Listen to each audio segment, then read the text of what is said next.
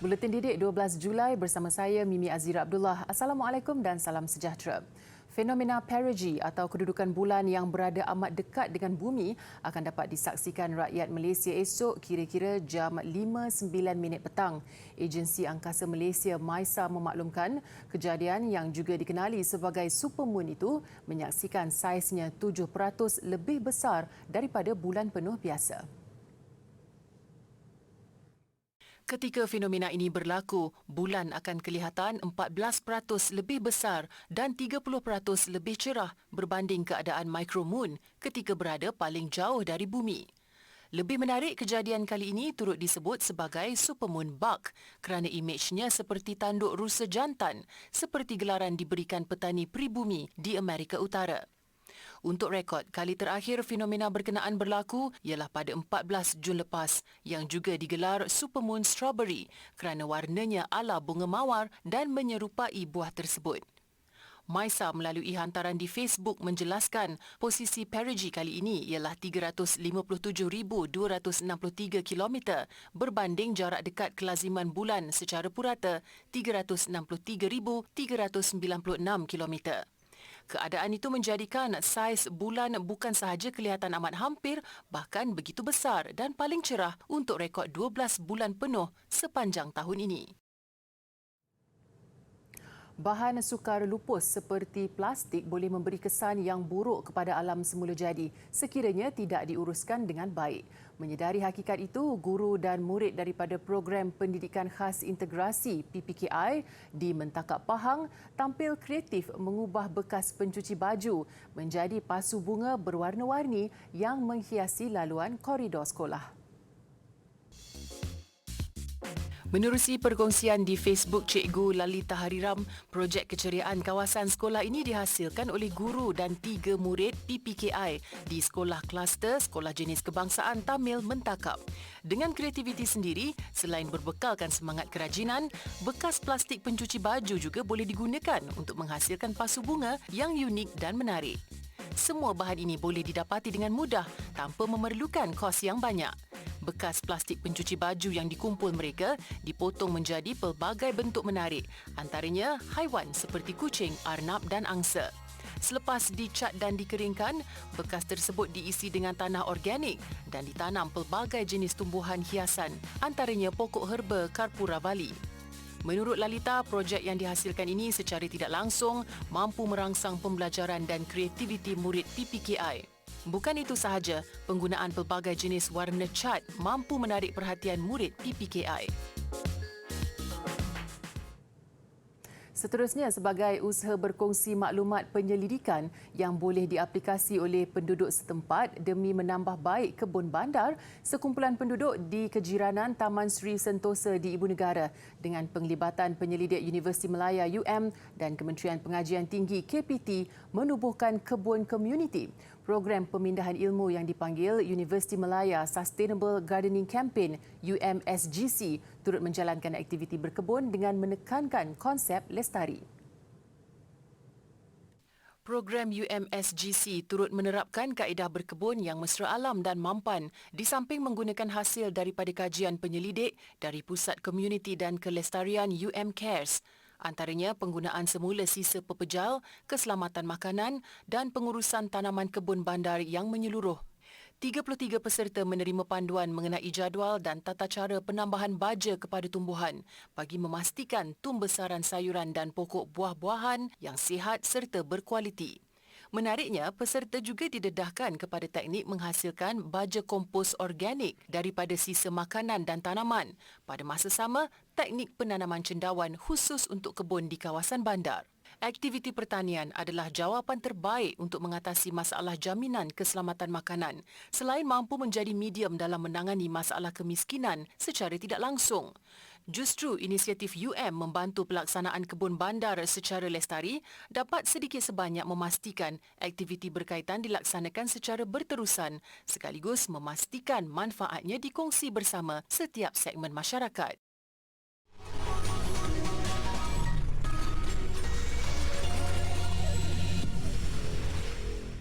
Bagi memperkasakan bidang pendidikan khususnya di peringkat pengajian tinggi negara, Universiti Tun Hussein On Malaysia UTHM menjalin kerjasama dengan dua universiti di Turkiye. Kerjasama dilakukan melalui pelbagai pengantarbangsaan dengan fokus kepada bidang akademik dan penyelidikan. Timbalan Naib Chancellor UTHM, Profesor Dr. Azmi Kamis berkata, dua universiti itu ialah Istanbul Medipol University IMU dan Ankara Medipol University AMU. Kerjasama ini antaranya melibatkan aktiviti penyelidikan dalam bidang saintifik dan teknologi, mobility staff akademik, simposium serta ceramah saintifik dan teknologi. Ia juga memberi peluang kepada staf AMU untuk menyambung pengajian di peringkat Doktor Falsafah PhD di UTHM. Langkah ini secara tidak langsung dapat merancakkan lagi pelaksanaan pelbagai aktiviti akademik, penyelidikan dan inovasi serta penerbitan di tiga universiti terbabit. Majlis menandatangani perjanjian persefahaman itu diadakan pada Khamis lalu di Istana Presiden di Ankara. Ia turut disaksikan Perdana Menteri Datuk Seri Ismail Sabri Yaakob dan Presiden Turkiye Recep Tayyip Erdogan. Baiklah, Aidiladha bukan sekadar mengingatkan umat Islam kepada tindakan Nabi Ibrahim mahu mengorbankan anaknya Nabi Ismail demi menurut perintah Allah. Sesuai peredaran semasa, Aidiladha turut menjadi medium terbaik untuk menyatu padukan kaum keluarga meskipun tinggal di negara berbeza. Ia terbukti apabila lebih 500 waris keturunan Daing Kancik dan Moderi yang berasal dari Makassar, Indonesia berkumpul bagi mengeratkan silaturahim.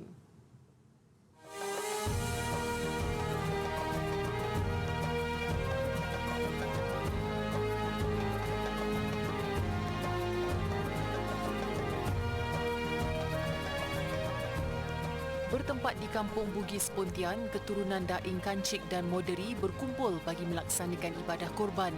Lebih manis, ini adalah pertemuan kedua selepas Batam, Indonesia 4 tahun lalu. Pengerusi Jawatan Kuasa Program Abdul Latif Abdullah berkata, ibadah korban menjadi asbab mereka berkumpul bagi mengeratkan silaturahim ke atas ahli keluarga yang tinggal di Malaysia, Indonesia, Brunei dan Singapura. Alhamdulillah, dalam perhimpunan ini kami telah mengumpulkan generasi-generasi daripada generasi keempat, 5, 6, 7 daripada keturunan Atuk Kancik. Daripada perhimpunan ini juga kami telah mengumpulkan saudara mara dari 4 negara, Malaysia, Singapura, Brunei dan juga Indonesia. Menceritakan asal-usul Daing Kancik, Abdul Latif berkata, Allahyarham dan isterinya Moderi bersama 5 anak mereka berhijrah ke Johor dari Makassar, Indonesia pada 1860 selepas berlakunya Perang Saudara. Mereka bermastautin di Kampung Sungai Poh Serkat Pontian sebelum meninggal dunia. Hingga kini terdapat hampir 2,000 waris keturunannya yang bertebaran di 4 negara serumpun. Kalau kita tidak mengadakan majlis seperti ini, sepupu sekalipun nanti tidak kenal. Sementara ajaran dalam Islam menggalakkan kenal mengenal antara satu sama lain. Apatah lagi kalau ada hubungan darah. Menurut saya, kegiatan ini sangat bermanfaat. Jadi keluarga yang dulunya kita tidak kenal, dulunya saya semasa gadis, tahun 90-an saya pernah masuk di sini. Seperti Latifah tadi itu sepupu 2 kali saya. Saya pernah ketemu dengan dia, sekarang sudah pada umur 50-an baru ketemu lagi. Jadi menurut saya sangat bermanfaat karena menyambung silaturahmi dari saudara yang tidak kenal menjadi kenal. Selain ibadah korban, satu demonstrasi membuat dan memperkenalkan kuih barongko dari Indonesia turut diadakan.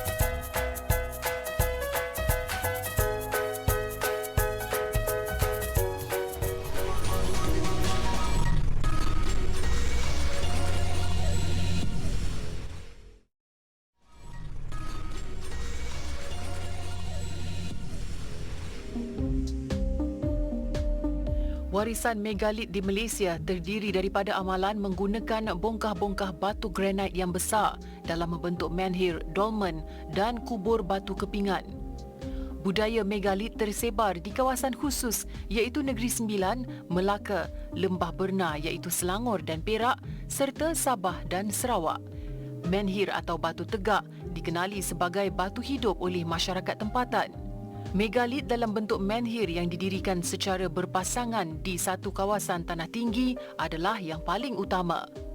Di Sabah, budaya megalit dikaitkan dengan batu sempadan dan biasanya diukir dalam bentuk manusia atau penjaga kawasan tersebut. Di Sarawak, megalit dalam bentuk dolmen masih diamalkan masyarakat Kelabit sehingga hari ini. Budaya ini juga adalah amalan sejagat seperti di Stonehenge di England. Namun di Semenanjung Malaysia, amalan ini masih kurang jelas.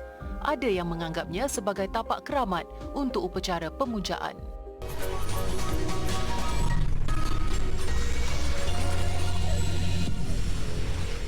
Sebuah pasukan eksplorasi menemui pembentukan mineral semula jadi yang jarang dijumpai di Gua Sinyuyan di Laibin, China.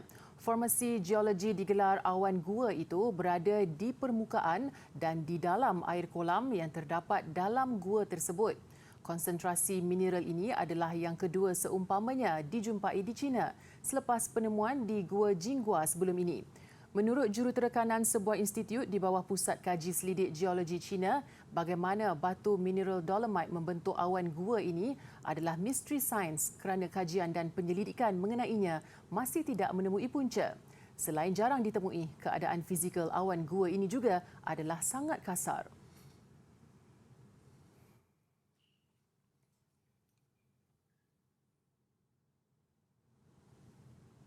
Sensasi K-pop wanita Blackpink sekali lagi berkolaborasi dengan PUBG Mobile kali ini untuk konsert Maya The Virtual tidak lama lagi. Berita baik itu dikongsi kedua-dua pihak hari ini serentak dengan kenyataan YG Entertainment. Konsert dalam permainan PUBG itu akan ditayangkan di Amerika Utara dan Selatan mulai 22 Julai, manakala untuk negara-negara lain bermula 23 Julai. Ia bakal menampilkan kesemua 4 anggota Blackpink dalam bentuk avatar 3D beserta bunyi 3D dan persembahan dengan teknologi berkualiti tinggi. Malah mereka juga akan memperkenalkan sebuah lagu baru pada konsert itu nanti.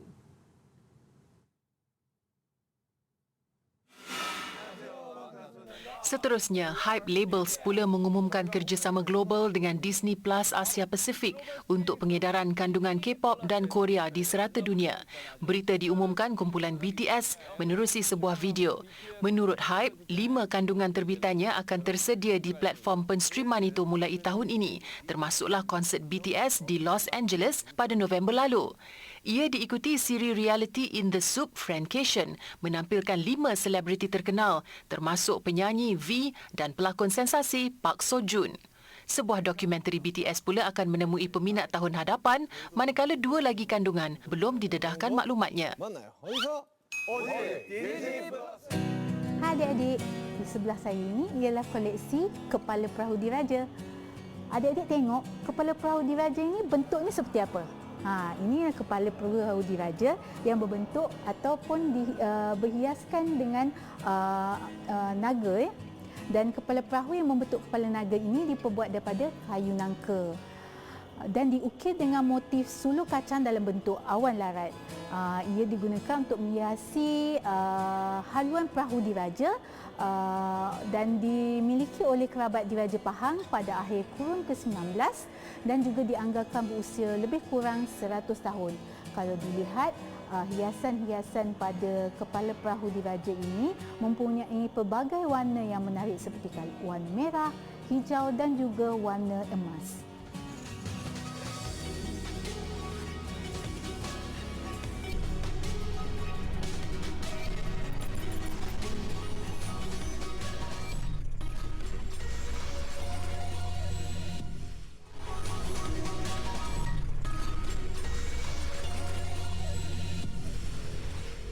Sukan, skuad bowling kebangsaan menghadiahkan pingat gangsa acara berpasangan wanita menerusi gandingan Natasha Roslan dan Sin Lee Jane pada Tamasya Sukan Dunia 2022 di Birmingham, Amerika Syarikat.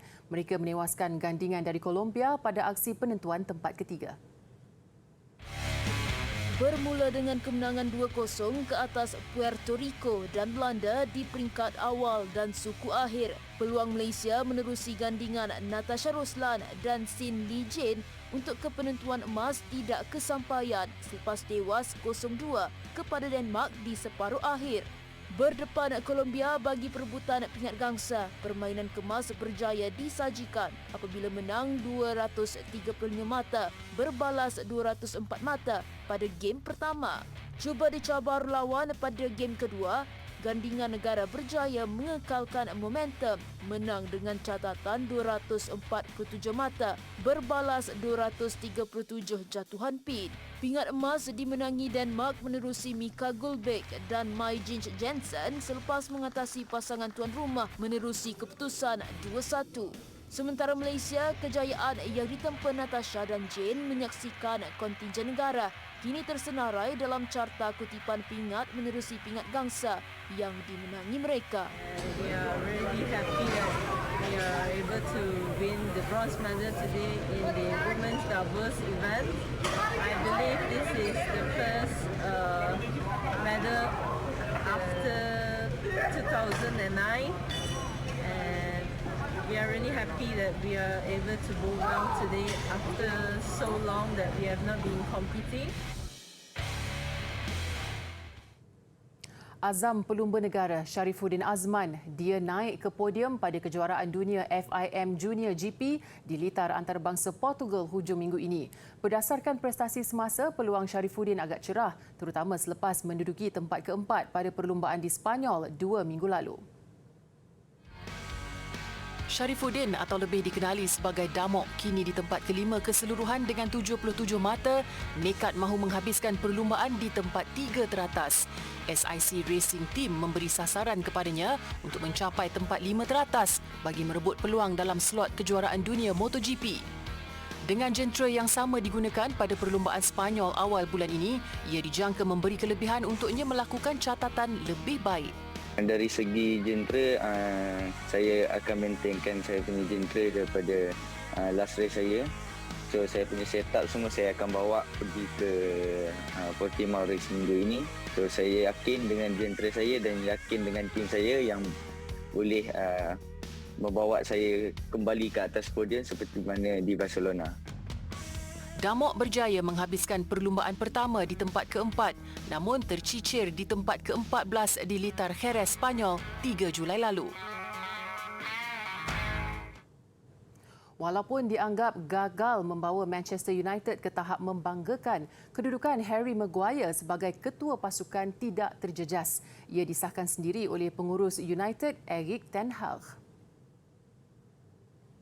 He's an established captain for over more than years. He has achieved a lot of success, so I don't doubt about this issue. Ten Hag bercakap dalam satu sidang media di Bangkok, Thailand menjelang satu perlawanan persahabatan dengan Liverpool. Maguire, 29 tahun, menjadi ketua pasukan United sejak 2019.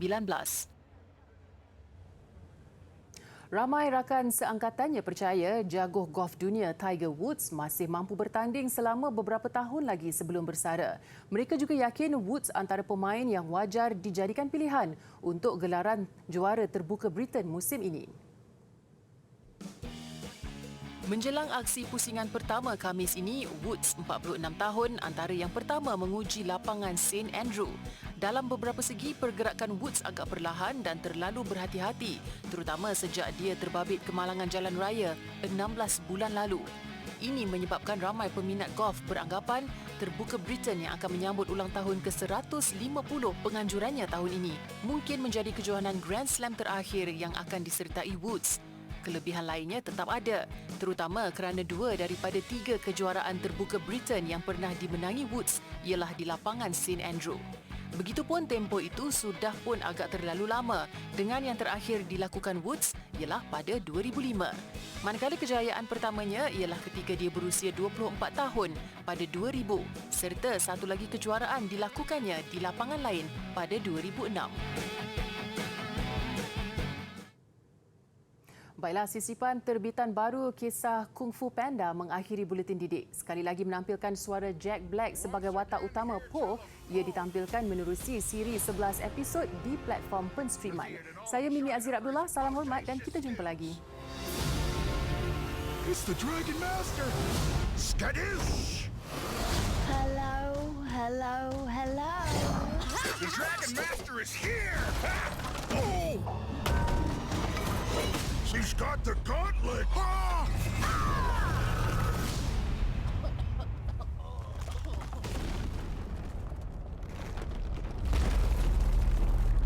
Wow, that took a hard left. What's the deal with these weasels? Klaus and Veruca. They are in China to locate the four Changshan weapons. They already have one. With all four, Klaus and Veruca will destroy the world. Pretty intense. I could save China! That would be a perfect way for me to regain my title. Blade, let's ride! Wonderful.